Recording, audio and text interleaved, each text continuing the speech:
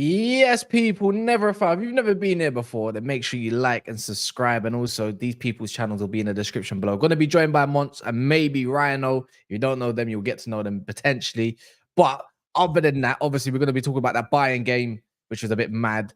Kim Min-jae, aka Korean Maguire. We will talk about that. We got obviously Liverpool keeping Mo Salah. Is it a mistake? Is it not? You know, for going into the next season. And Marcus Rashford, our favorite subject that's been going around for like the past 7 days, isn't it, Griggs? Yeah. Mine and your debate was mad. People want to speak on Jude Bellingham, but you know what it is. But Agal, man, what you saying? I'm good, man. I'm kicking it. I feel like that game was. It just goes to show you the Champions League. Small errors can cost you massively. Right? Real Madrid could have won that game. Bayern could have won that game. Both teams come out of there kind of upset, I think. Yeah, it kind of goes to show, innit, Deo, like Bayern Munich are actually a really good team. You know, you'd have to be a strong Arsenal team to overcome them at the Allianz. Yeah, I mean, it's clear now.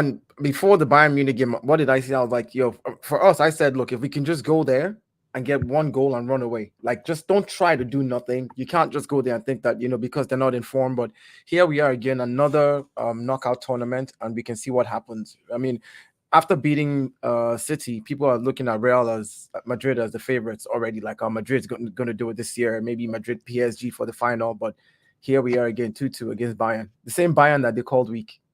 Hey, they're calling them belly fraud. Elder, aren't you a Man City fan? Did he not run it up at your own gaff? How can you be calling him belly fraud when he ran it up at your own gaff? That's shameless. If I'm a Man City fan, and I look at that Real Madrid team, and I'm thinking, you must think, Griggs, imagine, like, how did they not put more than one goal past them? Do you know what I'm saying? It's a mystery, isn't it? It's just, I mean, like, Madrid just performed better defensively at Etihad than they did tonight. Also, Thomas Tuchel coaching. Serious coach right there. That's a serious coach. Why didn't Kim Min-jae play versus Arsenal? That's what I'm wondering. What? Why didn't Kim Min-jae play versus Arsenal? That's what I'm wondering. Because he doesn't favor him. He literally doesn't like him. Clear, and I think today kind of shows why he doesn't like him. No? If the Lick played today, I think Vinny still kind of scores that goal. I think he still gets him behind. Maybe because he could. I don't know. Because I thought Kim Min-jae could have anticipated maybe the move itself a little bit better. But the second goal, the Ligt is a much better box defender than Kim Min-jae. Much better. It's just that Kim Min-jae literally single-handedly ruined it. I know Tuchel is looking at thinking like, if this Dutch bastard isn't fit by next week, we're screwed. Yeah. We're absolutely screwed. He's had it because Kim Min-jae. Let's not act like Kim Min-jae isn't fast, because he is fast. Like, he's got pace. He did deal with Vinny out a couple of times. He's a good defender, but he followed Vinny. He followed Vinny into no man's land. That was just stupid. Yeah, but I think that's a Tuchel thing, no? Is that not a Tuchel thing? Like, he likes his defenders getting up high on the players, but why would you get high up on Vinny? It was wow. He, like you said, he is quick, but he's not agile. Like, when it comes to like very small sprints, he's not quick. He's more of like a long distance kind of sprinter, that kind of stuff. Because he matched Vinny a couple of times, stride for stride. But I don't know about you guys. When Bayern were up 2-1 and it was coming close to the 80th minute, I'm just thinking to myself, imagine Harry Kane, after all those years not winning anything, he wins the Champions League at Wembley. Is that what you was thinking? That's why you wanted Bayern. That's why you wanted Bayern to lose, isn't it? Yeah, that's why I'm like, first of all, if he wins the Champions League, he's like one of the top candidates for Ballon d'Or also. And then you have, if England do well in the Euros, so it's like, obviously, I really don't care what happens in the Euros because I want my boy because I could do well. But if Bayern win the Champions League after beating us, in one hand, you can say we lost to the best. In the other hand, you can't have the banter for Harry Kane no more. He won the major trophy. But this is the thing I keep asking. Like, as an Arsenal fan, right? I don't care about Harry Kane anymore. He doesn't play for Tottenham anymore. He plays in Bayern. I don't care. He's in Germany. He can go there and win whatever he wants to win. That whole trying to tie Tottenham to Bayern and the Harry Kane curse, I'm just like, nah. If he was still in England, where he could bounce out, let's say he moved from Tottenham to Chelsea, for example, and Chelsea were now the ones in this position, for example, or let's say he went to Man U, and Man U were like, because of course Man U were in the same and then Man U is the one in this position right now. I would feel some type of way because he's in England. You know, it's closer to home. There's stuff that people will say, they can banter me, but German league, man, dude, if he wins the Champions League with the German team, it stays on his name and it stays in Germany. It doesn't stay, within the Premier League. So I don't really care about Harry anymore, man. He's moved on. He's moved on. No, but you know where it comes from down to, yeah. It's the Spurs fans. That's who will start glorifying it, and that's when it's gonna be like, oh, now like this is the tribalism thing within it all. They'll start raving like he's one of our own. Yeah, but that's reaching though. That's reaching for them to be living vicariously through Harry Kane, who won a trophy in another club. Like that is how bad Tottenham is. Like you're so terrible, you can only enjoy a trophy through your player who has gone to another country, won a trophy. Then you're like, yeah, we got the Champions League through Harry Kane, who went to Bayern. Man, take several seats, man. That's like Can I say something though? Leroy Sané, that goal that he scored. Has he signed a new contract? Has he signed a new contract, by the way? That guy's a G. I don't know when his contract expires. I don't know. It's about time he scored his first goal since October.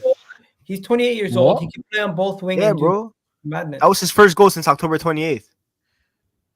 He's been assisting though, ain't he? No, he hasn't really had many goals lately. That's his first goal since October 28th. No, I need to double check this. His last assist, if I'm not mistaken, I'm looking at it right now. His last assist was in February 3rd versus Mönchengladbach. Yeah, he's been struggling. His last goal was what the hell? His last goal was in October 28th. Well, in the league, it says he missed most of May. No, sorry, he missed most of April, if not all of April. He's been assisting though. Yeah, but he's not been very consistent. That's the problem. He hasn't been consistent. At the start of the season, he was there, innit? And then he fell off. Yeah, but he has that game. He has that game breaker ability. You know that player who can just like break a game. I mean, he's sure against you guys. He won that pen. Yeah, that's not a goal or assist, but yeah, he does. But that thing, like, if he's not available, like, this is the kind of players that I just don't vibe with. Because here's my thing: if you're available once in 10 games to give me that, that's the only game that I get to win. Like I'm playing a whole 38 games in the season, and then you only show up 4 times. Yeah, it's important you show up those 4 times, but I'd rather have consistency. Because you might show up this week, we win because of you, and then you get injured, you're out again, or you're out of form, and then next week we go on to lose because we're now depending on you again. You see what I'm saying? Like those kind of players for me, I can't really vibe with them. I'm just like, you're good, you're talented, but if you're not available, man, sorry. Yeah, I'd rather available. See, I don't know what's going on with his contract situation here, but I just don't like Sané on the right wing. I'd never have. I don't believe in it. I think he's too stiff for it. You might see a goal like that today, and obviously his other goals that he's probably scored in the season. But I've always vibed with the Sané, the back post runner. You know what I mean? He's a bit like Serge Gnabry. I don't like Gnabry on the left either. I prefer him on the right. What's his dominant foot, or does it even matter? Left. So obviously. Okay, so since his left is his dominant foot, wouldn't he be better on the right? Depends. Certain players are better like creatively than just as like scorers. Like Mohamed Salah can't play on the left as a left footer because he's not really that kind of creator in terms of crossing and like stuff like that. Leroy Sané can put in a cross, and like Cass mentioned, the back post runs, which he excelled at Man City. Yeah. Click says, Mandem in the chat, smash the likes. 200 of you in there, do smash the likes. Do get this up to 100 ASAP. It will be much appreciated. Just to like kind of the whole consensus around Bayern and the Champions League right now. Musiala, yeah. That man there is the truth, I ain't gonna lie. Like he really, when you had they're obviously gonna put Musiala up against Bellingham, and I thought Bellingham was actually all right in the first half. You know what I mean? Like he was decent, and in the second half, I forgot that he was actually playing. Like, I'm not gonna try and get on to him. He's 20 years old, isn't it? Like he's in a Champions League semi-final. What was you doing at 20 years old? Do you know what I mean? And he's playing out of position exactly. But Musiala, that man's a glider. Now, if this man somehow ends up at Manchester City, this summer, I swear you're not catching me online for a while. You're not catching, it's just not fair. And somehow Pep will ruin him. His sheer versatility alone at Manchester City would be scary. I know, but but here's the thing about it though. He's going to become one of the good ones, and not like that's what happens to people who, no matter how good you are when you go to City. What Pep does is you then have this team. It's like there's some players in like, do you know how like Gundogan, for example, right? Yeah, we all know how good he was, but he was still just a tool in Pep's quiver. Well, looking at what's his name, Haaland, great goal scorer from anywhere. Throw the ball here, boom. But it to me, it's just like Pep just has all these tools that you don't get to stand out. And for a young player like that, like man, dude, you want to leave your legacy behind. You know what I'm saying? A lot of the players who play for City, it's going to be hard to have a personal legacy. They will, don't get me wrong, they will, but it'll be hard because it will always be about City and what City was about. You know what I'm saying? Like, so, yeah. But Foden's always going to I think the people who've been there the longest are always going to be remembered as legends. But as right now, Musiala, why would he leave?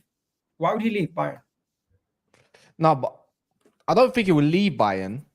But there's obviously his contract situations and all this kind of stuff. Like, it's always something down the line for these sort of players.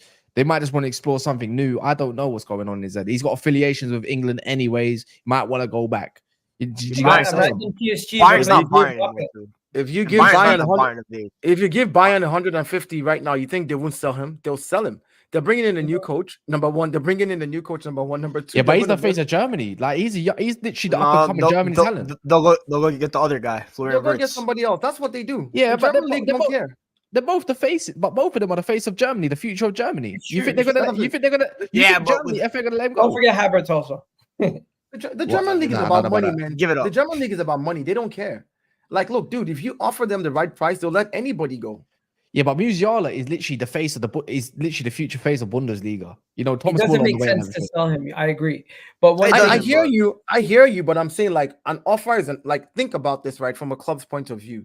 Unless that club, so for Musiala, this is what's going to happen. If a city comes in and says, here's 130 million, let's say that's his release clause, for example. Here's 130 million, we want him, and then Bayern says no. Bayern now has to match his salary and what City wanted to offer him.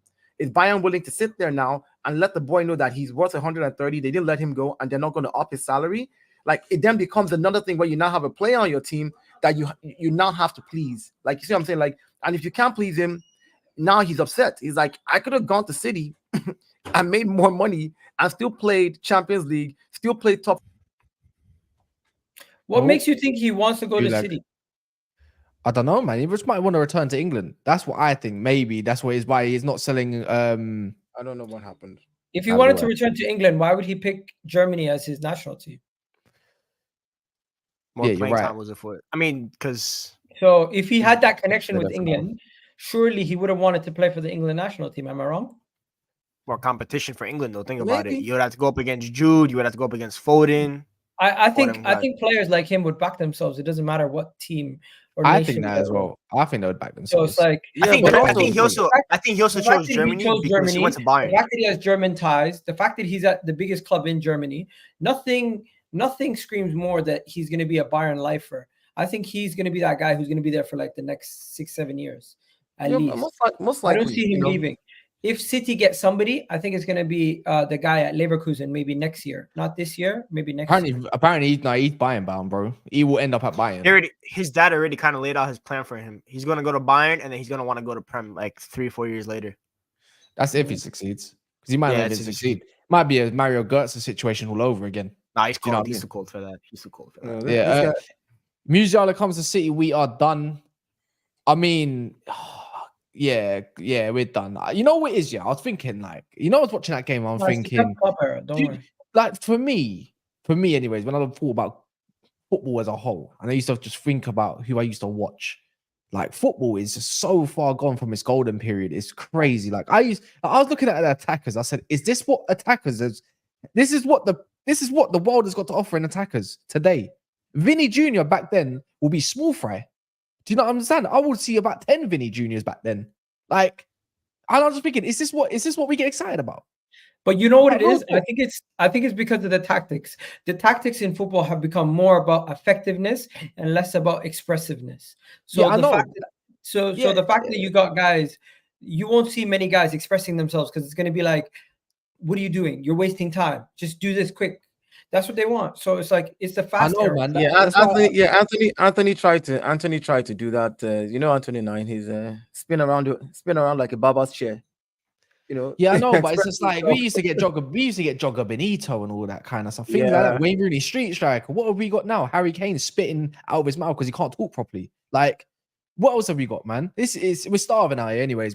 But anyways, talking of Is there Salah from any before, Musiala is Go one on. of those guys though. Musiala is one of the players I you was want to looking at that He's a guy. I was maverick. thinking, I was looking at the guy thinking, this guy is moving like Kaka.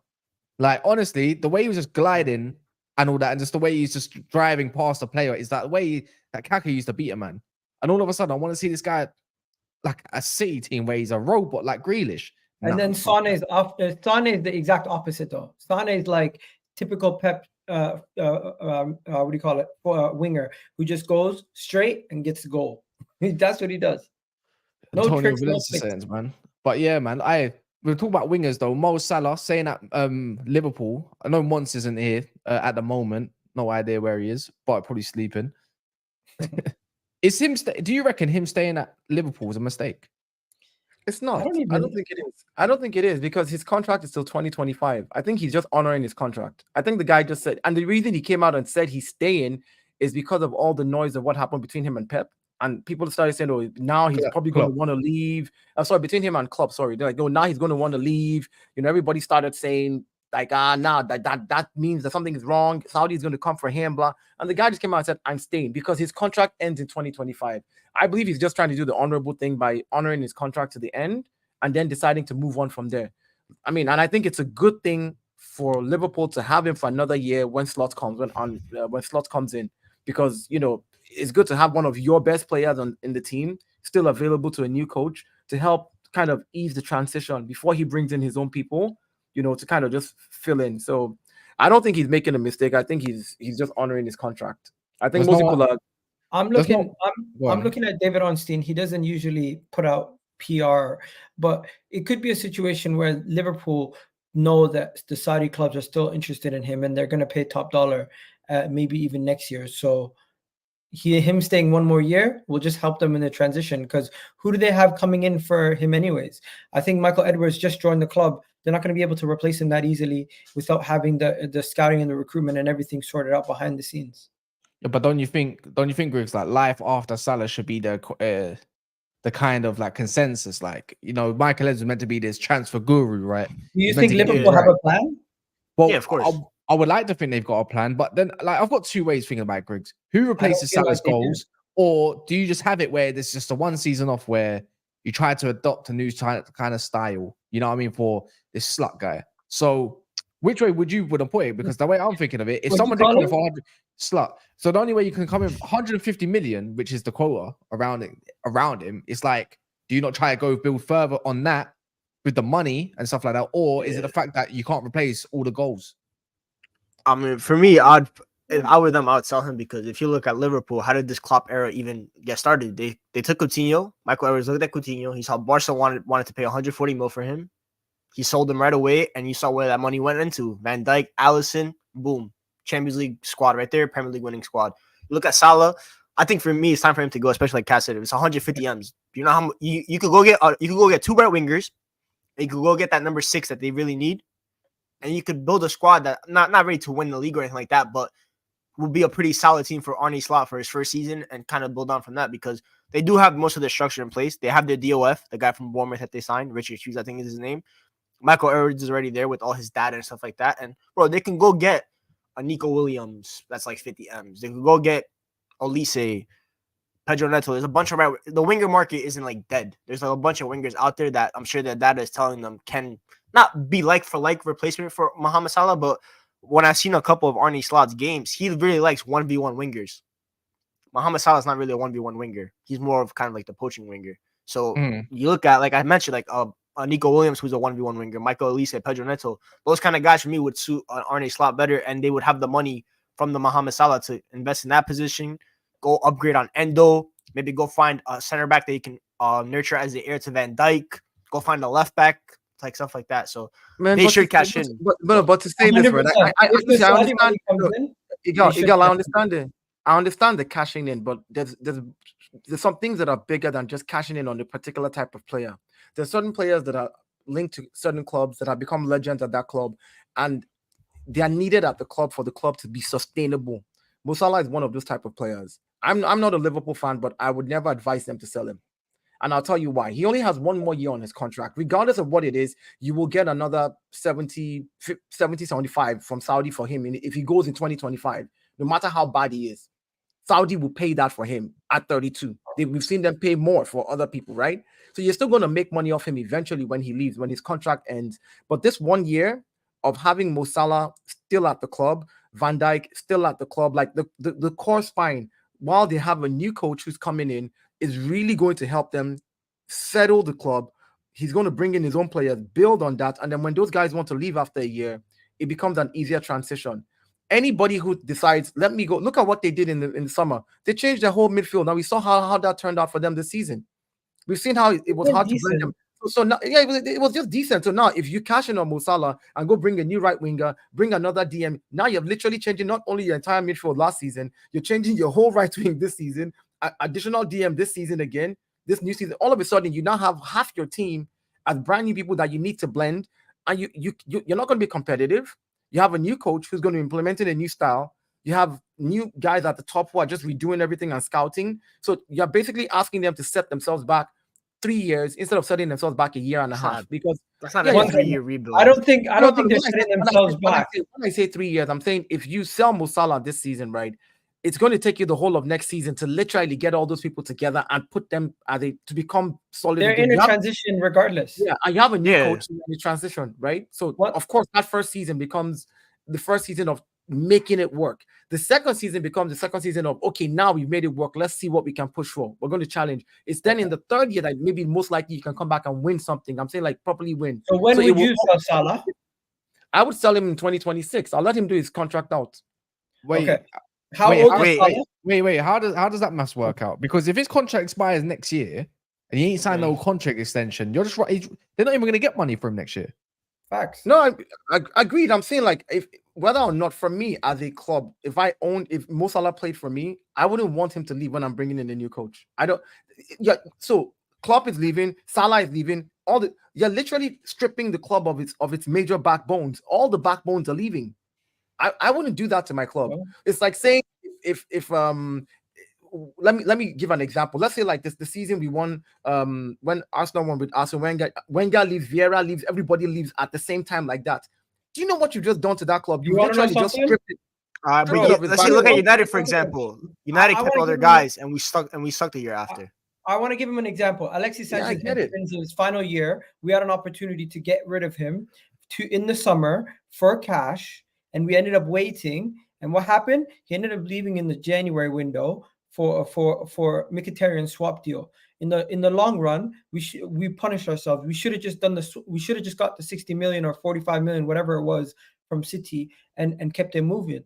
But looking back at it, we made the wrong mistake. Aubameyang, we gave him a new contract. He fell off a cliff. Sometimes it's better off if you're going to get the kind of money that they could get from Mo Salah right now. It's better off to get that cash into your club and work with that to try to continue to start your rebuild from fresh. Then hold on to Mo Salah for 1 year. Let his contract run out. I hear you, but like I said, the difference between Mo Salah and these players they were talking about. You're going to be out Mo Salah next season, regardless. The season following, you're going to be out the money you would have got for Mo Salah the season following. I hear you. 100 plus mil for a 30-plus-year-old is crazy money. You can't turn that down. I know. I agree with you. That there's examples I just gave you from our own club. No, I know, but I'm saying, Igal, Mo Salah, and let's be realistic here. Mo Salah to Liverpool is cult legendary status. He's one of their best players of all time. Hold on. That's why you have to remove emotion. Alexis Sanchez and Aubameyang are not one of our best players of all time in our history. Like, do you understand what I'm saying? Like, there's a big difference. I'm talking about what Mo Salah represents at Liverpool. I understand there's an argument to be made about how much it costs, and you should sell him business-wise. You should. Is he signing a new deal? People are telling me he is. So for me, yeah. If he signs a new deal, then you can still get the money potentially next season. But you're pushing everything down another year. He's going to be older. There's going to be less money. They're not going to be Yeah, paying. I get it. That's something. It's just the status. It's almost like how when Sol Campbell left this and came to Arsenal. You saw how how Tottenham fans reacted to it, and it's almost like when what's our guy's name went to Chelsea, our left wing. I don't to tell you how angry I am at him. I don't even remember his name anymore. Ashley Cole. Like that's how you understand. Like so, there's certain things that when you become a club legend, right? There's more to just you leaving the club at that time. Like, oh, you're no longer just an employee of the club. You're no longer just about the money. It's also about what you signify and what you mean to that club. Because if you strip that club of Klopp, Salah, and a couple more people in the same year, Liverpool just goes back literally. No, but they're going back regardless. This is what people I know. I agree with Salah you. staying next season is not the difference between Liverpool challenging for the league and finishing top 4. No matter what, I think Liverpool is going to be in a situation where they're going to be in a transition and they're going to be fighting for top 4. And Mo Salah being in poor form this season, he's been dropped. So a year later with a new manager, with more stuff going on, I don't believe that this is Aaron Slot said we're going to keep him. This is what I believe. I believe this is a PR move to make sure you can secure top dollar. Because if clubs around know that you're going to be selling Salah, they're not going to give you as much money if the Saudi clubs come in. But now, I think Salah wants to play Champions League football too. You think so? I think if you Liverpool in Europa League, he would have bounced. He would have left in a heartbeat. Yeah, I think he wants because he still thinks. I never thought about that. He's not in his prime, but he's still like at a top level where he might not be ready for like a Saudi move yet. Maybe he'll want to wait one more year and then go Saudi, just do one more year at the top level of football. But do you think he looks at this team as competitive next season? No, for me they're not. I mean, I think that next year should be the year they look to transition because next year City and Arsenal are going to compete for the league. Liverpool are going to be playing for top 4. Yeah. Can I also say something, Miguel? Mo Salah dropped off after AFCON this year. His injury at AFCON, he came back, and that's when he dropped off. We can take a sample size and say starting February or January, end of January, whenever he came back from AFCON up until now, April, 4 months, he's been bad for 4 months. If you look at his career over time, he's not ever been this bad. This is the first time we're having a Mo Salah conversation where we're talking about him as though his career is over at 31. I don't think it's over. I think one more year at Liverpool and he gets back into form, that guy can still give them 25 GA next year. Mo Salah can still give Liverpool 25 GA next year. If he gets back into if he gets into 70% of his form of what he was in his prime, he can still give them 25. So that's an important factor. I don't want to disrespect Mo Salah. Mo Salah is a legend for Liverpool. He's a legend in the Premier League. But the longer you hold on to Mo Salah, the longer it is for you guys to actually go into your next phase as a club, because you're not going to rebuild. You're basically bandaging over what you've had at the end of Klopp's era. I think this is the last dance for Salah, the last dance for Klopp, and potentially some of these other players in the team are going to be here for the next coming years. But it's going to be a transition to see if they can compete again. And I don't see Mo Salah being part of a team that's going to be competing for a league in a couple of years' time or Champions League in a couple of years' time. They might as well get as much money as they can to reinvest that into the squad. That's my point. As much as goals he can bring you and how much he can get you high up the league next season, I don't see the end product, the silverware coming with Liverpool, with Mo Salah still being the talisman anymore. Yeah, but I'm saying like that year gives you a way of bringing somebody else to then become his shadow, so that there's a transition. You could regret it. I know. I'm saying, but since you know you're in a rebuild, why don't you just rebuild and give yourself a soft landing? Why do you want to rebuild? I'm like, okay, Mo Salah out, get some money, get me 2 right wingers, get me this. Let's start fresh. Everybody's if they do get an understudy, I hear it. Then if they get an understudy, I hear that. That year, get him an understudy, let him do his thing. If you get Rodrigo this summer, Mo Salah can leave. They're not getting Rodrigo. Mbappe is coming to Real Madrid. One of those big boys are going to get sold. Well, I promise you, Liverpool will not be in the race for Rodrigo. They do not have that pull to get Rodrigo. They do not have that kind of pull. Listen, I don't know why people are disrespecting Liverpool. If Mo Salah is leaving and they're going to get that kind of money for Mo Salah, they could attract a Rodrigo. They could be in the race for a Musiala. I'm going to be honest. I'm going to be honest. Yeah, I'm going to be honest. Even on the right wingers, no one ever thought that they might just put Mo Salah up front, like they did with Mane. Also, on top of that, I'm looking at it along the sides of Mahrez left at the age. So Mo Salah is about to turn 32 in less than 2 months. Yeah, Mahrez left at 31 or 32. as well. He's 33 now. I think he's 33 now. Or where is he?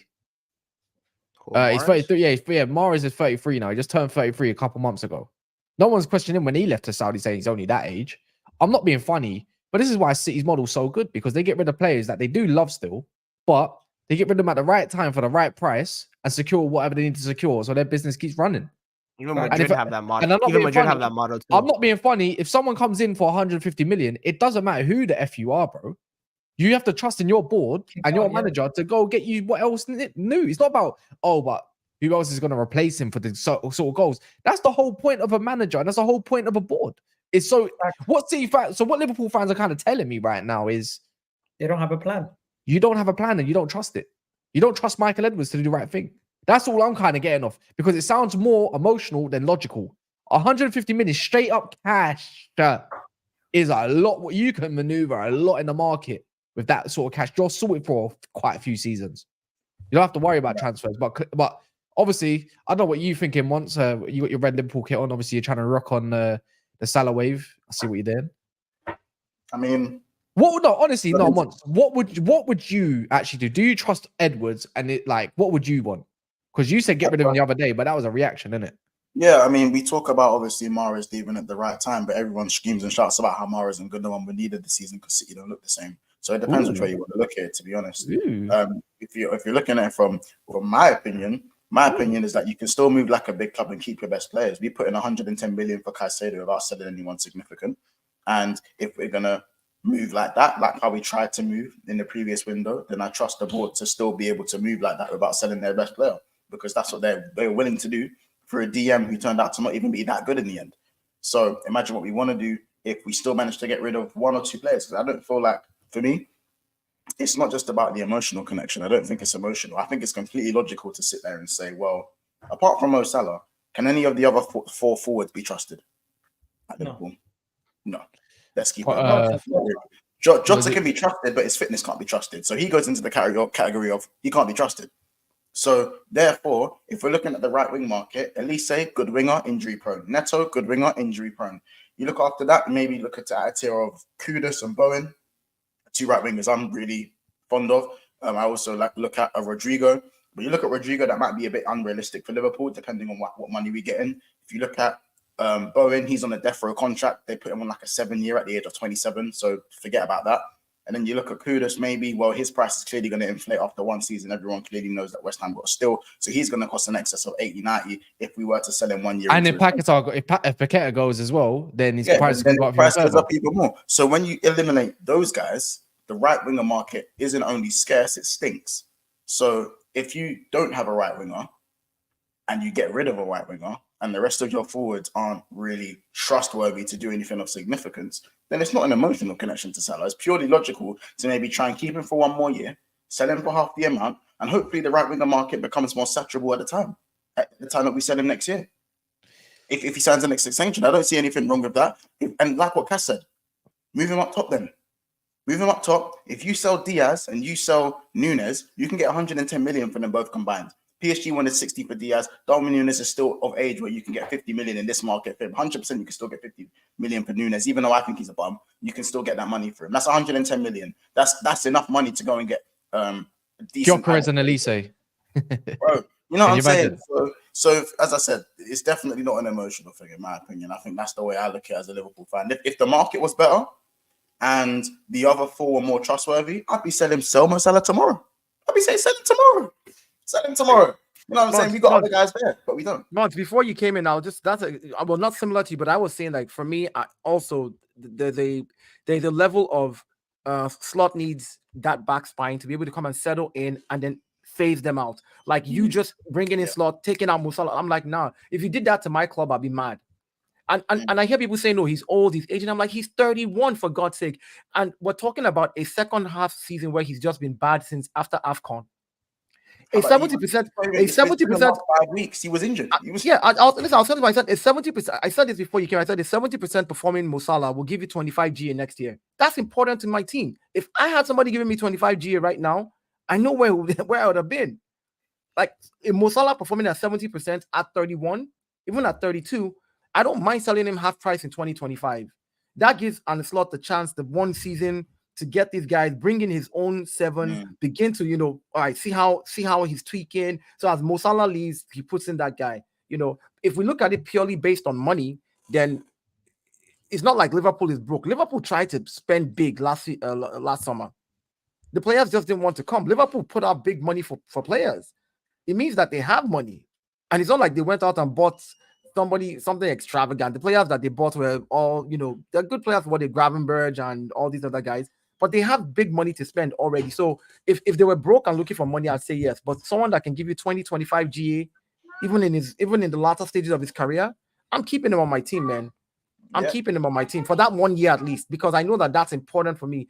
If all he's going to do is give me the GA in the FA Cup and the Carabao Cup and we win those, fine.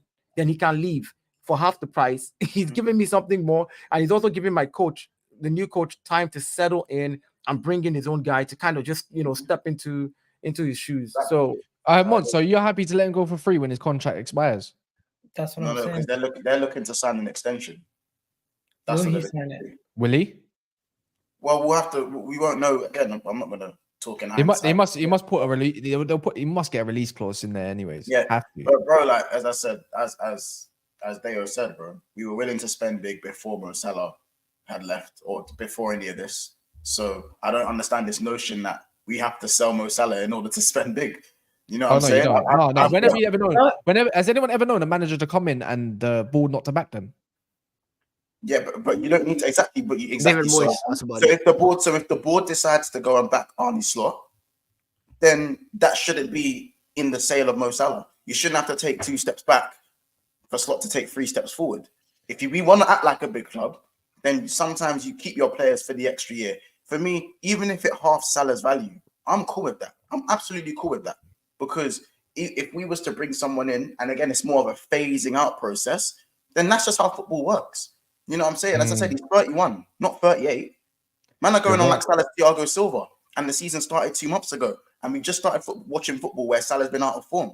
First half of the season, he was one of the best players in the league, if not the best player in the league. But everyone seems to forget that.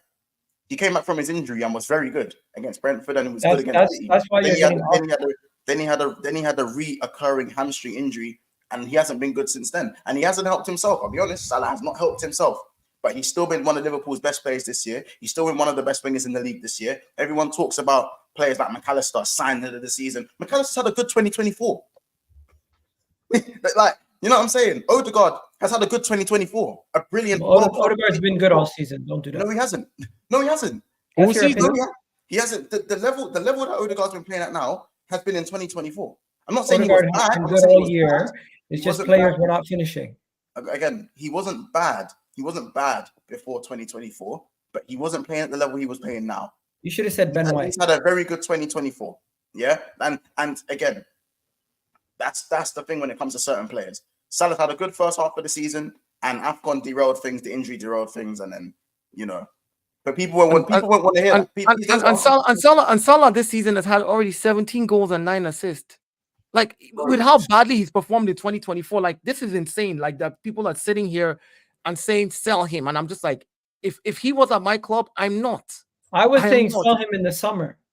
Like, because if you think, I just say, when you get 150 M, if you get 150 mil offer, it's very hard to turn it down. No, listen. If Klopp was staying, and the club was still going to be on that Klopp's thing, and they're going to just bring somebody else to fit that right wing, and Klopp will be able to work that person, get a few more midfielders, a DM, and a this and that, I would say sell him, cash in, make the money, and do it. No, I would say that. But Klopp is leaving. You want Salah to leave. You want one of your best players that gives you the highest GA in your club to also leave because of money. And then you now want if he'd been shit all season, it would make sense. Yeah. But he came back on the 17th of February, bro. No, but understand, if he was shit, everyone said he's had a bad 2024. He came back in February. We're in the end of April, bro. Months. If he was shit all season, you wouldn't have the Saudi clubs interested for the same price. No, they'd still be interested in him. No, Mohamed Salah. Did you hear the last thing I said? Did you hear the last thing I said? I said not for the same price. They would still be interested. Bro. But he could have had 0 GA in 2024, bro. He's the most popular Arab football in the world. They want him, bro. Listen, it's a dream to have him. I'm not I'm not hearing this because So at the end of the day, finances and all these things come down to production. You're thinking about Saudi. Listen, you're thinking about Saudi League from pure football, like they want him for talent. No, Saudi League wants him for the marketing. Now, let me tell you what that is for them. If Mo Salah goes to the Saudi League today, it is just for pure sheer marketing. Literally, like of course, listen, no, but that's why they look at all the players that they bought. They bought all these players because I hope you know the Saudis bidding to host the World Cup sometime soon. They're looking, so I'm saying that they're looking to make sure that they look the part. It's all about the marketing. Go look at the marketing, the state plan for their league.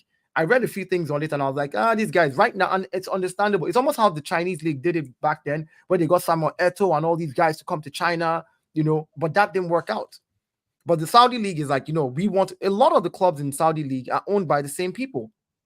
A lot of those clubs, maybe just 2 or 3 are owned by other people, literally. So for them, Mo Salah's coming is not is purely business. They will pay 150 million and they'll make it back overnight as soon as he shows up there. I stand on my point that if Mo Salah was not performing well, yes, they would still pay a lot of money, but it would not be as ridiculous. I mean, as I said, but in excess of 30 million extra or 30 million less doesn't mean anything in today's market. So it's redundant. The point's redundant anyway. Like, no. $30 million could get you a good backup defender. Okay, but again, it's redundant in the business. Not really. It's redundant for me. In my opinion, you'd have to spend very well to get a good backup defender. By the way, like you'd have to spend wisely. Let's say not very well. Which you can get from your academy. The 30 million. Literally, a 30 million defender and my defender from my academy, like one of my best. Like, okay, let me give you an example. If I wanted the backup striker now in Arsenal, if I brought in 16-year-old Chidobe, like literally for what he's doing on the 18s, I know it's not on the same level, but if that kid starts to ball out just like Yamal, Yamin, what's his name? How do I pronounce his name? Lamar. I don't want to mispronounce the name, but a 16-year-old kid balling out that way. If you have someone like that in your academy, why go spend 30 million again on a backup? Like, there's no point in doing that. I'd rather just have my best player with the GA stay. You just are like, I'll have him stay. Give me the GA in the next season. At least get me right up there. Even if nothing else, get me to qualify for Champions League. If that's what Mo Salah's job is for the next 1 year, because they're rebuilding with a new coach, then get me to just qualify for the Champions League. I'm happy to do that. Phase them out, bring in my own players, and then let's now look at the future. Yeah, to be fair, when you put this whole thing on a wraps, it's either if you sell Salah, you can get a couple more players. Don't get me wrong; they might not even integrate that quick, in my opinion, anyways. Like then they'll have a risk of probably finishing 6th. You keep Salah, you have more of a risk of finishing 4th and above as well for the next season to continue. Then you can phase them out. That's the way it's going to be because there's not one right winger in football that they could enter right now, realistically, or even a couple players at that'll get them top 4. Let's be honest. Well, no, but you also have. Then you're predicting that Mohamed Salah looks as good as an Arne Slot system as in Jurgen Klopp. We don't know if Salah. We don't know what Salah looks like without a Jurgen Klopp system. But we said he's going to drop. They're going to drop anyways. And I don't think they're already up there in the title race. They're not going to be fair, when I look at what team's going to be good, it's only going to be, for me, in my opinion, will only be Arsenal and Man City. They're going to run away with it next year. It's just going to be them two. That's the top two. You have Man United trying to build. I think you can't get any. Look, I don't think Chelsea and Man United can get any worse. I think they up it a gear. Okay. I think Tottenham, if they have another good summer, they up it a gear. Aston Villa will probably end up dropping a little bit, but I think they'll still be in and amongst it. I think Newcastle will be up there. Like there'll be a massive fight, and the last thing Liverpool need is a massive fight. And also remember, there's no AFCON until the summer apparently as well. So on that notice, Salah's got the full season to give his all to Liverpool. You know, and imagine this season where Salah has not been good in 2024 because of his injury, and he's still at 17 goals and 9 assists. Like, do you understand? Yeah. Like, if he gives them that next year, if that is all Salah contributes with the new guys that they bring in, and then they kind of solidify and just make top 4.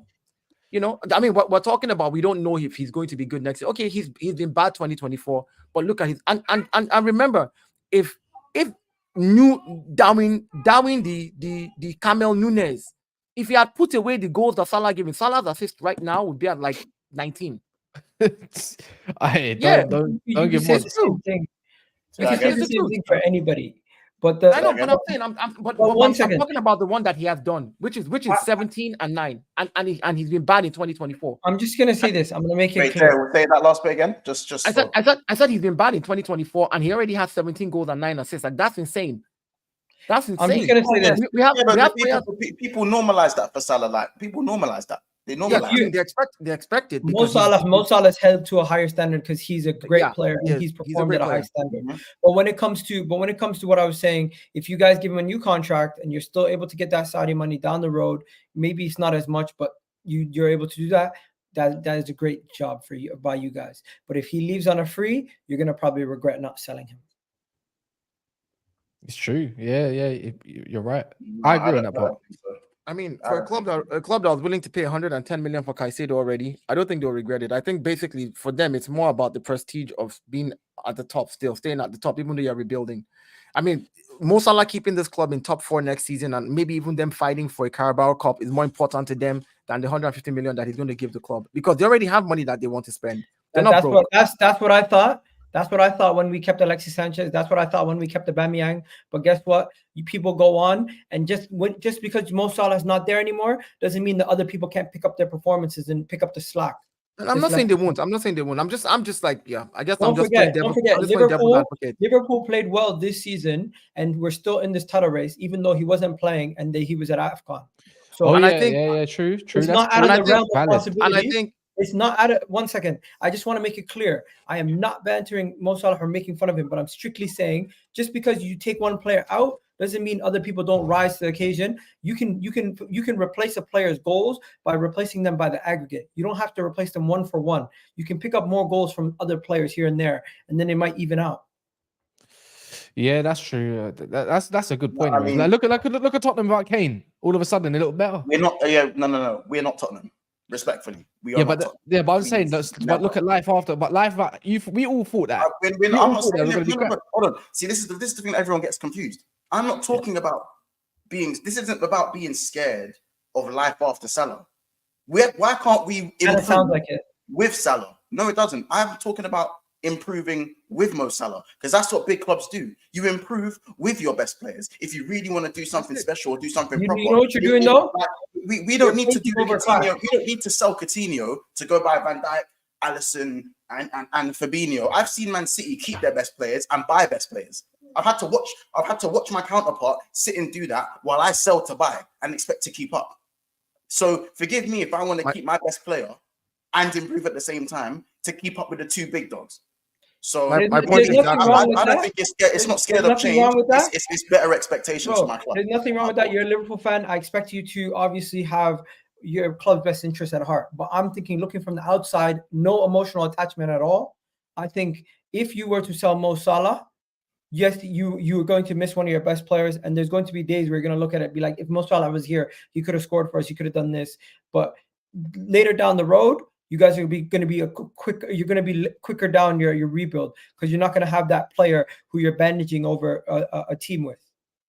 Again, they're not really they're not bandaging the team over. No, but Mo Salah's like their safety blanket. That's an Arsenal selling. Mo Salah's like their safety blanket. I know, no, but see, no. I'm coming from. I said, I've always said to him, like, if they get money for him, no matter what, if they get any sort of money for him, we put in 110 for Caicedo.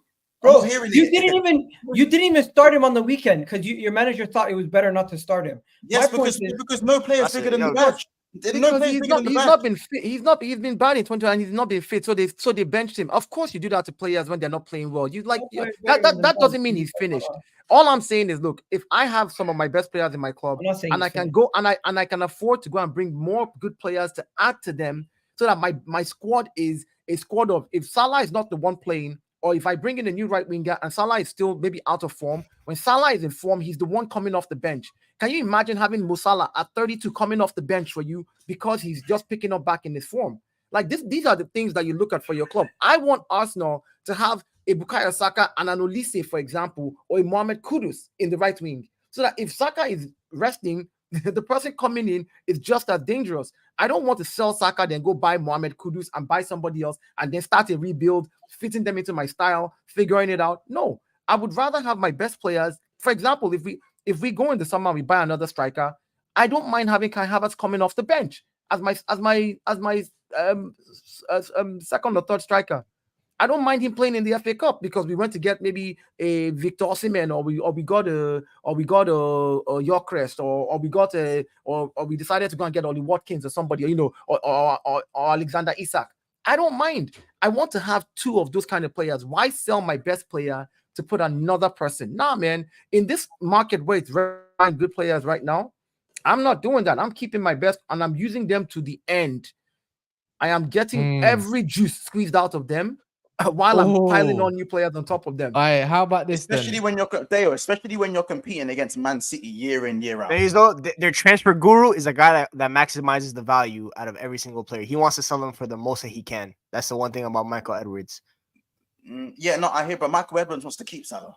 No, I understand why keeping Salah, because a player of Salah's status at a club like Liverpool, those guys typically leave on their own accord. They decide when they want to leave. Same way Cristiano Ronaldo decided to leave Real Madrid when he wanted to, when he thought it was over. I'm not saying Salah's Ronaldo, but in Liverpool standards, he is probably, in my opinion, your most successful Premier League player of all time. He gets to leave on his own accord. He's earned that right. So we'll see when he wants to leave. If he wants to leave this summer, I'm sure Michael Edwards would be like, all right, we'll get the most value from him. If he wants to leave next summer, he's going to be like, let's get that little contract extension, release clause, and we'll sell you next summer. It's up to Mohamed Salah at the end of the day. That's why I said Champions League. I think he wants to have one more Champions League run with Liverpool and see what he can do in that. Yeah, that's because he knows next, if he was to move this year, if he goes to the Saudi League, he's not going to play Champions League football again in his career. Yeah, it's done. The level's going to, he's on holiday now. He's on holiday. He's kicking ball for fun now. This guy is an egotistical maniac. He will get on the end of his own pass if he could do. How else is he going to celebrate Christmas? And that's what you need. And I'll be honest, if you want to be the best or compete with the best, you have to be a maniac. You have to think like that. In my opinion, I think that's part of being at the top. So I think he's thinking to himself, one more year in the champs. We've got Liverpool back in the champs. One more year. Let's see what we can do. And if it don't work, then I can leave. He knows he's got the power to kind of leave when he wants to. Quick one. Everyone that's in here, make sure you smash the like button. Just a quick reminder. Just do that real quick. 2 seconds as well. You got Egal Talks Football in the building. You got Deo. You've got Michael Griggs, aka. Wait, where's your thing? Actually, like, have you changed your name recently? Because you changed Griggs Talks as well, and then obviously Big Six Bants. Because that's where it used to be called Michael Griggs. You changed it, innit? You changed it from time ago. You changed it from time ago. I remember when your channel came out, like. Was it a year and a bit? Remember I was on Trafford Tunnel, and then you made your own it was thing. a little longer. It was a longer name. What was it? You had like one of the longest. It's like Jamie. It was like Joga Bonito, something like that. Loud, but talk about squeezing juice mics. Yeah, Marcus Rashford. Now, is the juice all ran out after nearly 10 years at this dusty club?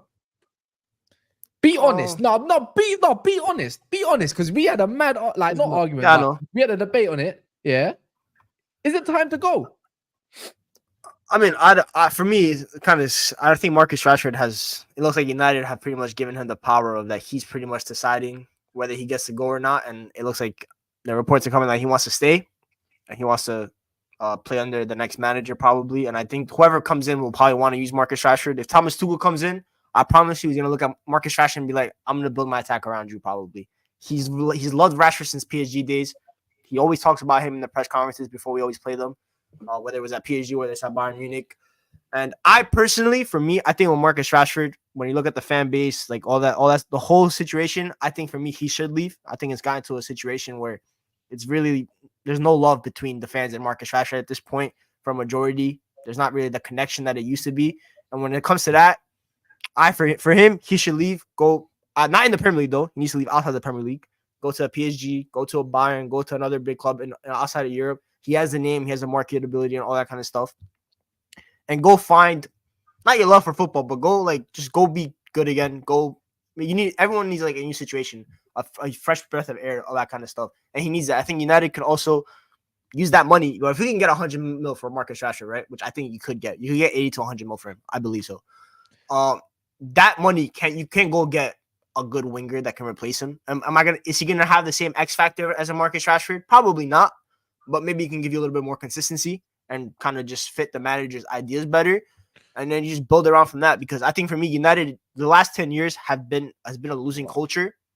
And you need to get, I'm not saying Marcus Rashford's a loser, but he's been part of that culture from that club. And with the new regime in charge, a new manager coming in charge, a couple of young kids coming through the ranks as well, you got to get those guys, the leaders of that, which is a Rashford, a Bruno, maybe a Luke Shaw, those guys that have been here the longest. I'm not saying they're bad players. I'm not saying they're the cause of why we've been shit, but they've been part of the culture. And that culture and that kind of effect can spread throughout the locker room. And every player starting to feel like United. You could tell, bro. Players, when they walk in that United locker room, they feel depressed. There's no happiness. Someone needs to change it. Yeah, and selling Marcus Rashford might include that happiness. You know, like, no, I'm looking at it, Griggs, yeah, is this, you say X Factor. You know what X Factor does this brother have? You know what X Factor he thinks he has? He thinks he's Ronaldo, but he needs to realize he's fucking Jemba.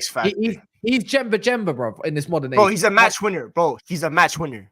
Match winner. We saw it last year. What have I won? I won shit. Did I say trophy winner? I didn't say trophy winner. I said match winner. What's he winning us this year? What games does he won us this year? Count more than we saw it last year. We saw it last year. Last year, the only reason we finished top 4 last year was because of Marcus Rashford. That whole attack that scored 55 goals, 45 of them were because of Marcus Rashford. All right. And how many trophies did it win us? It won us a trophy last year. It was one of our first trophy in 7 years. Now talk about the season before. First of all right, the season before, we had Ronaldo coming through the doors that year, right? We had all that. Yeah. Rashford was coming back from injury. He had that surgery. Remember the shoulder surgery? He came back in October, and he came back into a locker room that had just lost 5-0 to Liverpool and got slapped up by City at Old Trafford.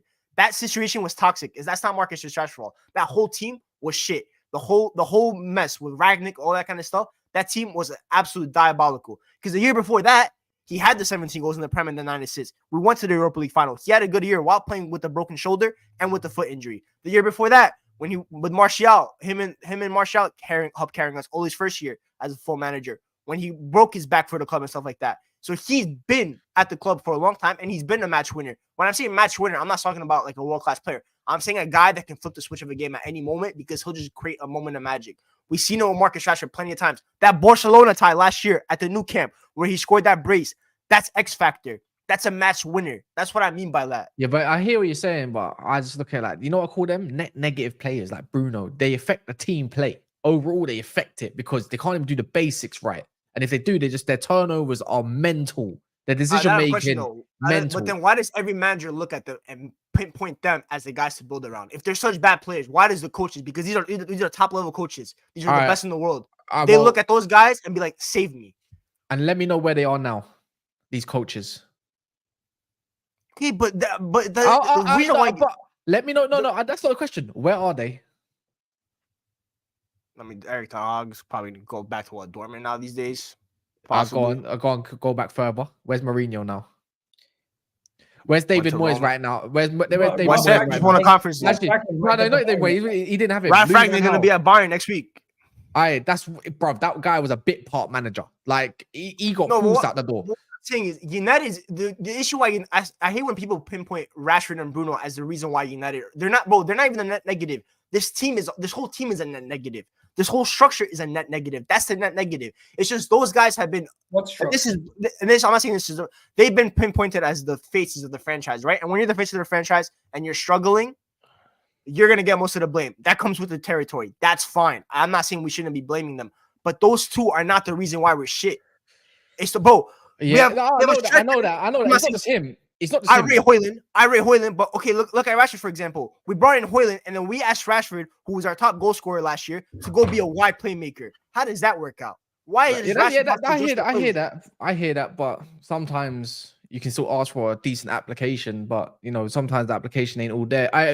Your club is apparently interested in him, allegedly. Are you taking Marcus Rashford at your club? Because I'm not being funny, yeah. This is what I say. If Arteta decided he wants Kai Havertz for 65 million after he's washed up, yeah, for a guy that's obviously England nationality, academy, all of that, Man United arrival, I want 90 M's. Standard. Tell me I'm wrong. We still need to invest in a striker. I don't think we're going to spend 90 mil on him. But if it was a discounted price, like, what are you guys thinking? How much you guys really think you're going to get for him? No, yeah, from a To prem be club, fair, from a prem club, I want 100 M's. If it's Yeah, a prem yeah, club, I want yeah. 100 mil minimum. Yeah, if you guys are talking unrealistic, we're not. I don't think the Why is club that has a unrealistic? bar. The club has a price. But if we're talking strictly the player, Oh, you bid 100 M's for Mudryk. I can ask for 100 mil for Rashford. Yeah, trust We didn't. me, We man. didn't. We did not stop. Listen, Stop. You guys stop that. We didn't bid you 100. bid 90 million Do you know euros. what I Okay, think's you bid incredibly 90. cheeky? That 90 makes a million big euros. difference. 90 Hold million on, That changes you know what I everything, think? bro. 90 Do you know what I million. think's incredibly 90 cheeky? million 90 euros. million Yo. euros is like what? 90 million 80? euros, like 70 million Do pounds. you know what's So Yeah, incredibly and cheeky? Rashford is 100 times the player of A- Mudryk. a- I anyways, want So you're, double so that. you're, you're asking for 100 million pounds for Rashford, which is like 130 million euros, One right? second. So what you're Before saying, we even get to price, let's just You're a go top back 6 to the main rival. Why point. would I give you a If, discount? Let's if, just- if Arteta can turn Havertz around, why can't he turn Rashford around? Because he's the one who He fixes can. players, right? One second. No, he probably That's the can. main thing. I think But most it's people for the believe, right price. most people trust in Arteta. But the thing is Rashford the type of player for Arteta with the fact that he seems quite lazy, doesn't really track back, doesn't do a lot of the work off the ball that we would ask for a winger at Arsenal to do? And what would he view him as? Would he view him as a striker? Because he doesn't really do what we ask any of our strikers to do, besides getting in behind, adding the quality of pace. And the one thing that Rashford can bring to our table that we really don't have in abundance is somebody who says F it and just takes the game by themselves sometimes and can win you a game on his own.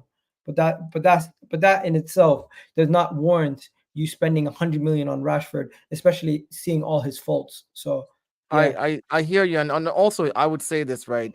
For the right price, I think a Rashford could work, because I still think that there's a massive player in there, and for what I've seen Arteta do with players so far, like of course some of them have failed, but the ones that have succeeded, the Granit Xhakas, who nobody thought, like literally we had written that guy off at the club, you know, the Granit Xhakas of this world.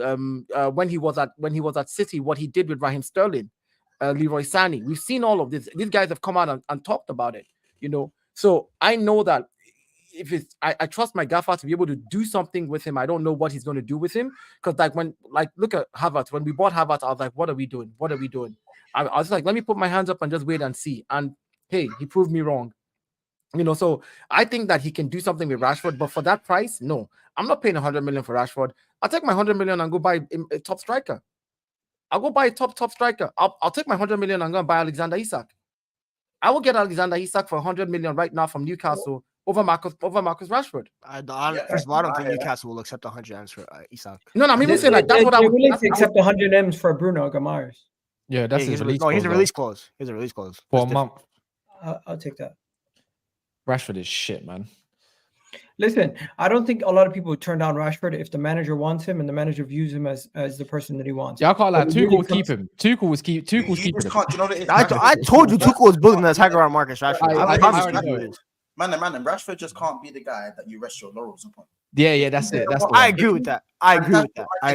That's the mistake of Manchester United. We've seen the best of Rashford when the laurels aren't all on him and the big contract isn't his. You know, when you had Martial and Lukaku and Lingard and Pogba and Rashford. Rashford was good because Rashford was allowed to be Rashford. But he's also confident. The scapegoat that time was actually Lukaku. It was actually Lukaku at the time. You know what I'm saying? And when there's another, I feel like Rashford is affected by too many stuff that goes on outside of football. So if he's like the pinnacle of Man United, if he's Mr. Man United, I feel like with someone who's based on confidence, whose game is so much based on confidence and him just genuinely being happy and enjoying his football, you can't have that person leading the line and being the main guy at Man United. The club's too big. The badge is too heavy to have a confidence-based player affected by life situations as your main guy. If he's just one of your wingers, bro, you've seen the moments. Bro, look at the goal he scored against Arsenal last year. Puts it through parties, like smacked it from 25 yards. Even this year versus Man City. Man, look at the goal against Man City. No one else is, I promise you, only Marcus Rashford will do that. Be so shit, Mr. One-on-One. And if he left England, he would get a lot less criticism and he would get a lot more praise from the media. Now, if he leaves Manchester United, if he went to Tottenham today, he would kill it. If he went to Chelsea, he would do bad.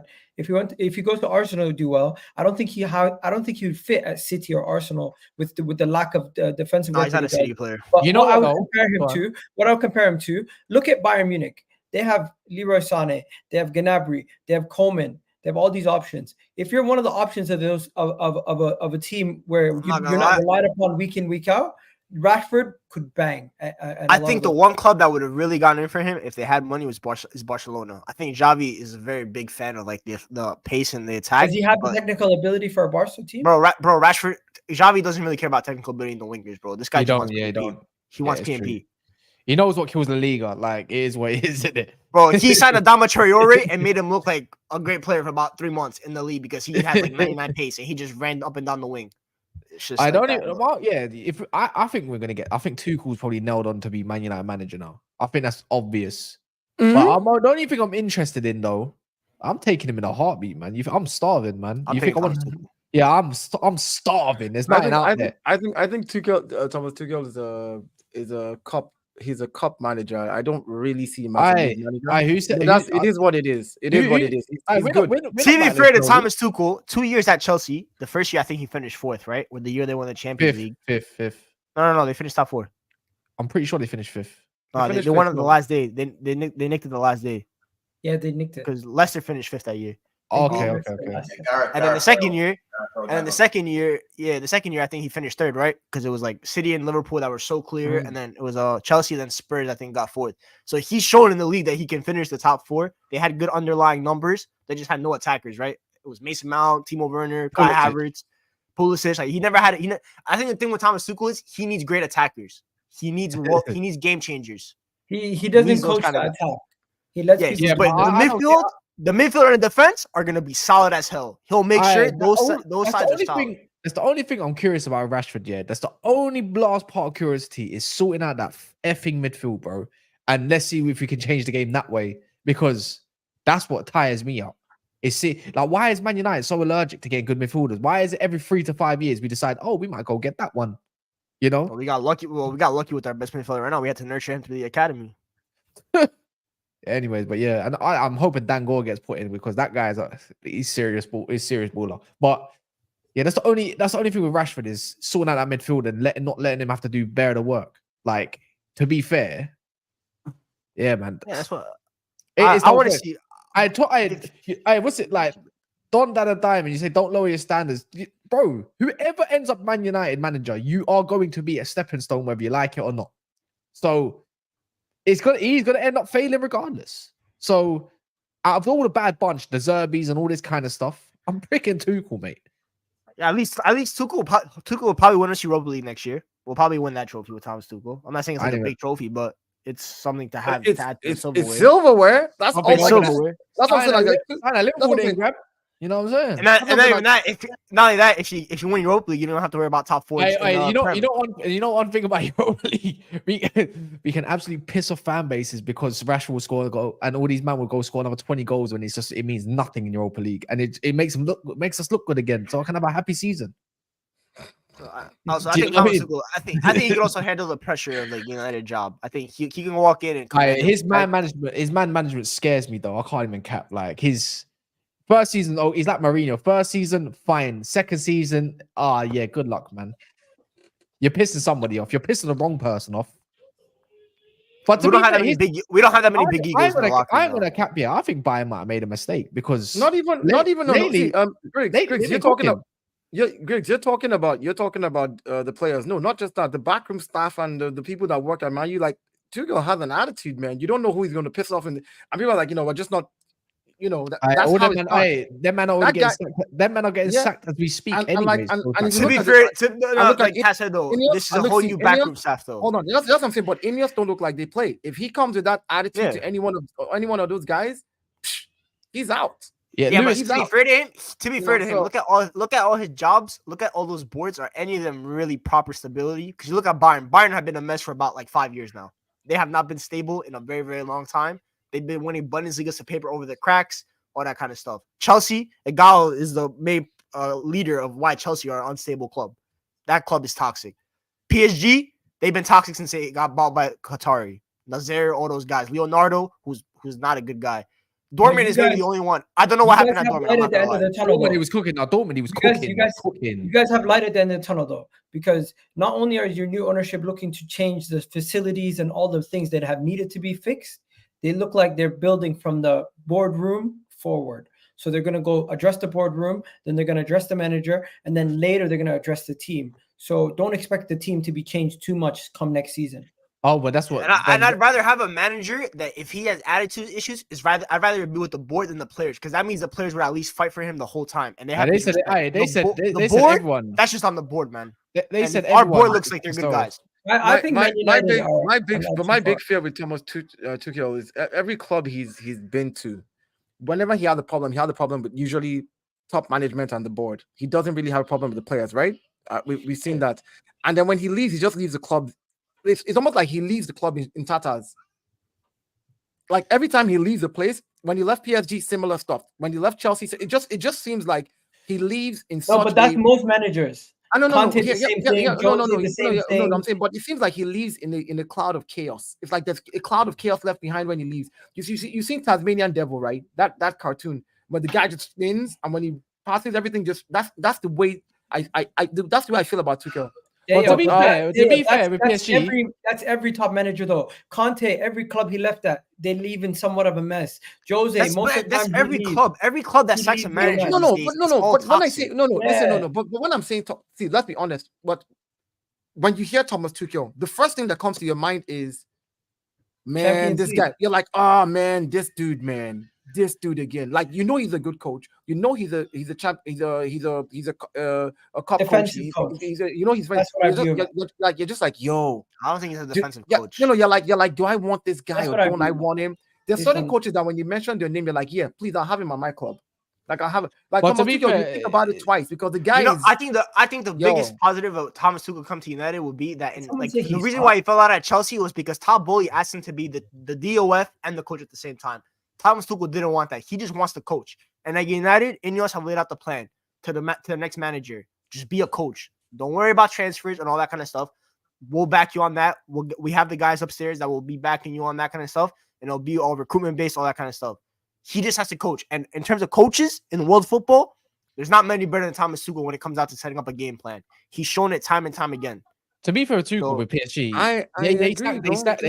they sacked Tuchel down to the fact of they wanted big players, big stars, but they wanted Pochettino for some reason, like because he couldn't get, I don't know why, but they couldn't get over the line in Europe. That's the only reason he got sacked at PSG. Let's be real. And look at that. The only UCL final PSG reached was with Thomas Tuchel. They haven't reached it since. That's what I'm saying. They could get it this year. They could get there. But Luis Enrique is a serious gaffer too, though. So I said, he's like Thomas Tuchel. Tuchel is a top coach. We know this. He's going to get you to finals. I'm not being funny, but he will. That Chelsea team was dusty under Lampard that he took. To be fair, it was always going to fail at Chelsea. Let's be real. An attack of Kai Havertz, Mason Mount, Timo Werner, Christian Pulisic won the Champions League. Respect Kai Havertz. You know what? No, I won't. Yeah, I can't lie. You know, I don't know. I'm taking I'm taking Tuchel in a heartbeat. There's nothing available out there.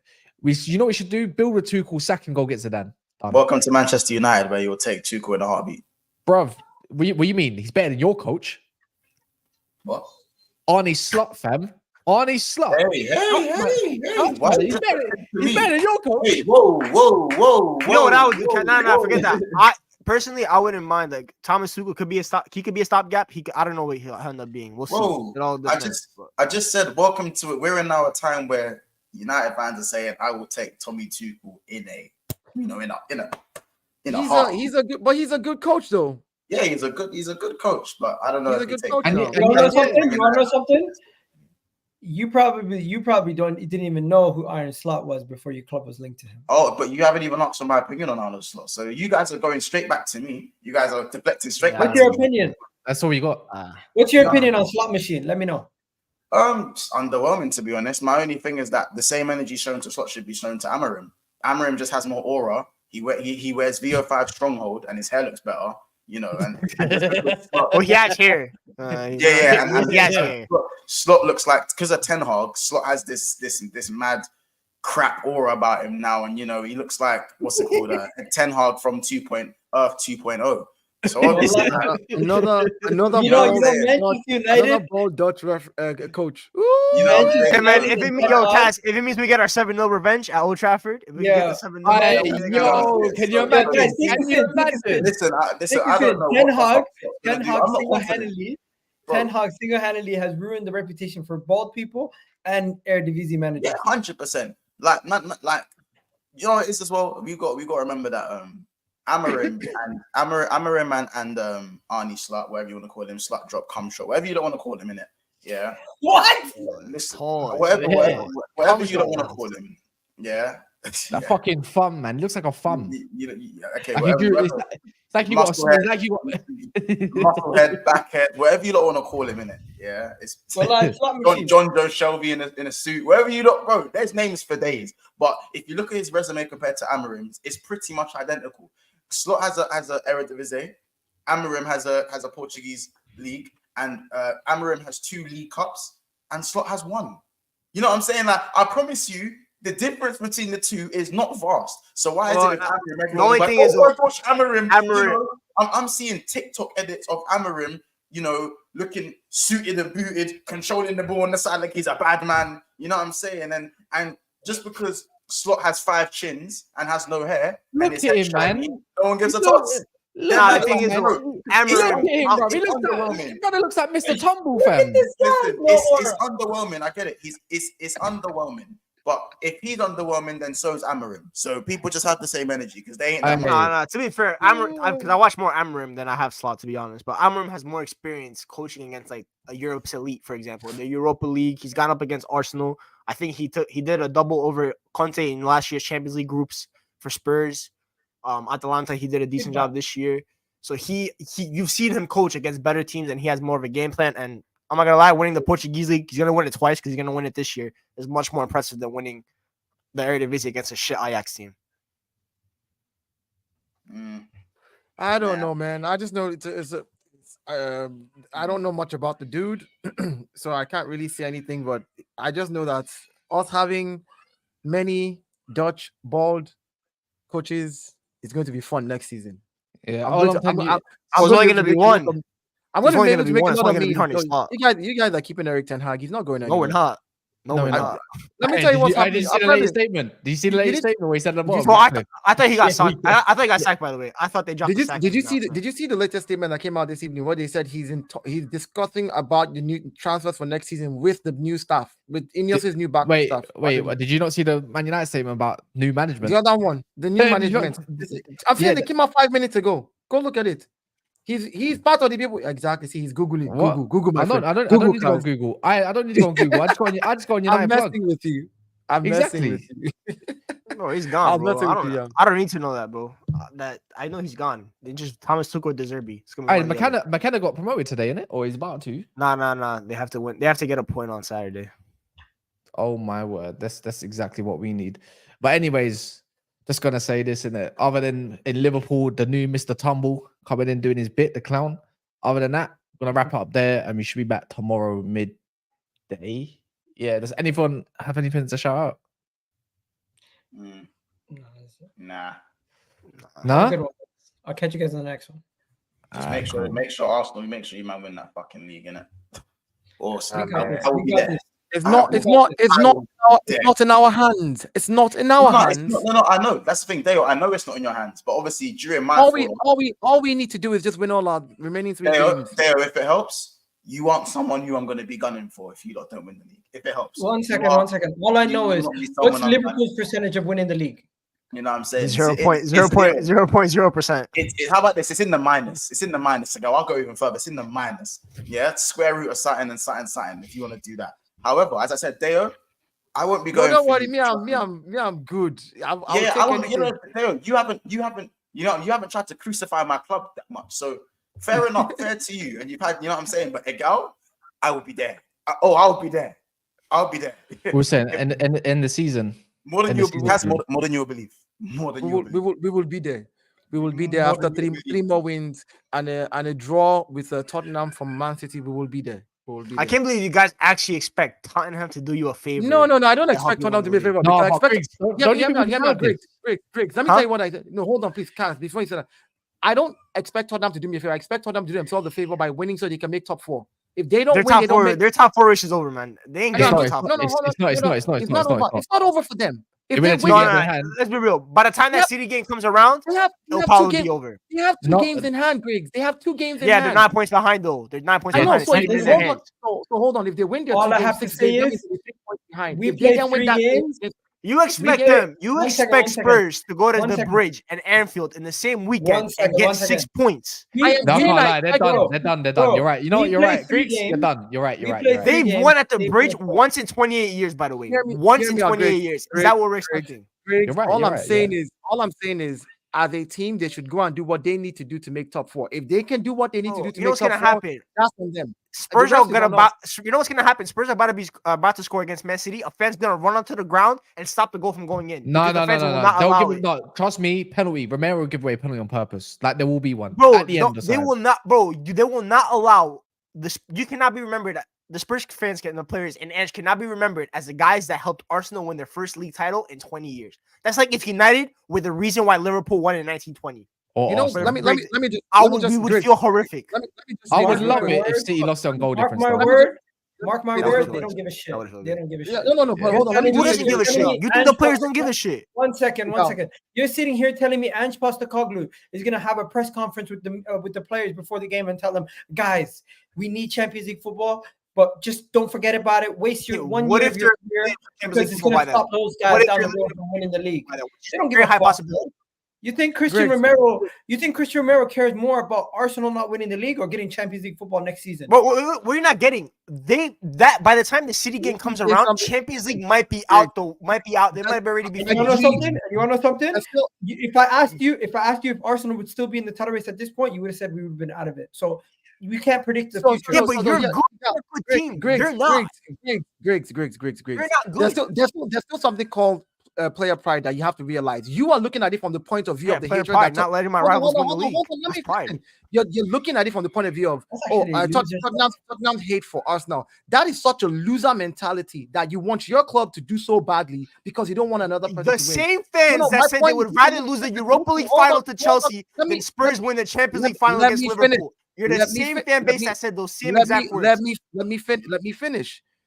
All I'm saying is whether their Champions League running by the time they face City is over or not, whether they make it or not. I believe that as a club and as a team, City has not beaten them at their ground in what 6 years? But they mistaken. won at the They FA beat Cup, them in the. They beat them in No, the. they FA beat Cup them. I'm saying, yeah, in the FA Cup. Okay, so which fine. I mean, was a shit game. but Yeah, very shit game. the truth is, but the truth is they've not beat them in a very long time, right? So they also have that record as pride, as players and as a club, like, oh, we've always held our own against City, even if we don't get Champions League, we're not now capitulating to City just because we don't want Arsenal to. Any player going to the pitch thinking that way is out of my club. Yeah, I but don't and also they're playing Man United the same weekend. I think they're playing us. Yeah, and I'll say this: All I like, have to say is, if Arsenal had to, I can't lie. Are we rolling over for Arsenal? yeah, No, Arsenal Ten Hag hates them. Ten Hag hates them. if Arsenal have to win the game to get top 4, and the person we're beating, right? Because we beat them, it means Tottenham wins the league. I don't care. I want to get my top 4. I want my team to always be at the top. if Son is through on goal, I'm not saying Son's gonna miss a goal on purpose. I just don't think that Spurs are gonna play that game to 100% of their capabilities. They might as well. They might play down to that- 70%. They might play to 70%. And if you play 70% against Man City, they're gonna beat you. If you play they might as 80% well- against Man City, might as they well will play beat their you. under- they might as well play their under can I 11. tell you something? Not one player in that starting Tottenham team is an academy player. There's not too many academy players. There's not too many players. You don't in have that to be an Tottenham academy team. player to There's not not hate. too many players in that Tottenham team that have that kind of like, what do you call it, connection to North London, where they're going to be like, yo, we have to lose this game on purpose. Let's be honest. Bukayo Saka was I'm not the saying only they're gonna academy- lose it on purpose. I'm just saying expecting Spurs to beat City and to them give it their 150% all, which is what you need to beat Manchester City, is asking for a lot. Who in that team has that kind of care? Christian Romero definitely has that. Man came, That guy from hates Argentina. Arsenal. Man came from Italy 2 years ago. So what what? connection does he have with these guys? You think that matters? You No, think just no, because he no, came from no, Argentina, he doesn't hate no. Spurs? You think because Bruno Fernandes came from Portugal, he don't hate Liverpool, he don't hate Manchester City? What I you're promise saying- you, he hates Manchester City. What you're and he saying, hates Liverpool. what you're saying doesn't Patrice actually Evra. get- No, one second down. What you're Patrice saying- Evra what you're came saying from France doesn't- and he hates Arsenal more than he hates anything in life. He Can I calls say you his this to little you? sons. Can I say this to you? Like what you're Because saying of the doesn't. rivalry, You are back and forth. you're literally saying that a professional is going to go in and not give his best because you're saying like professional will go in there, like the manager who's the professional will tell his players, go in there, play, but if we beat them, that gives Arsenal the chance to win the trophy. So maybe just don't I don't care like rivalry or not. Let's talk football.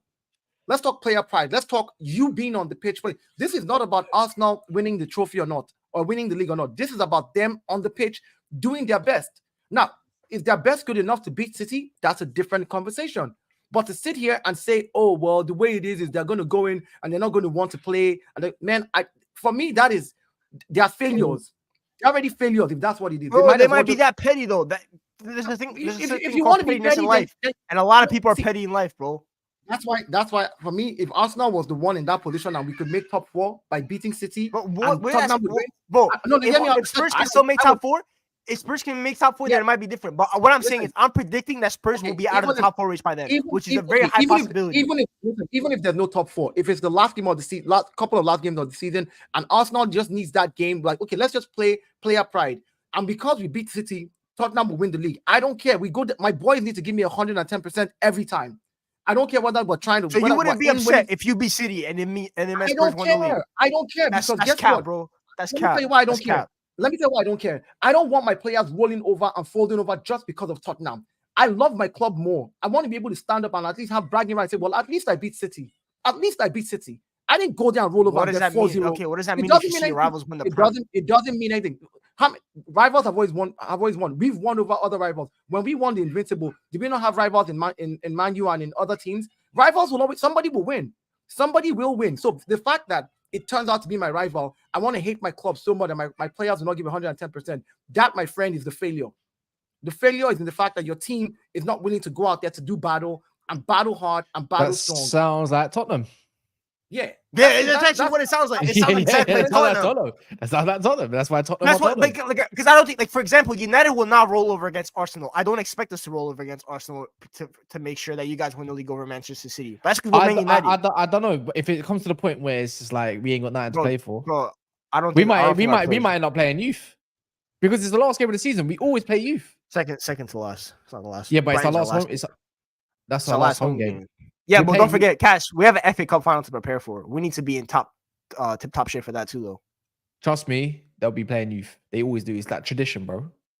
I don't know. I just don't think I don't think Spurs are going to be 100% serious in that season. Like I said, they better somehow. Ananda needs to fake an injury. We need to put Mason Mount in goal or something like that. So, but we'll see about that. Anyways, we're gonna end it there, and yeah, man, let's see what cooks up in a bit.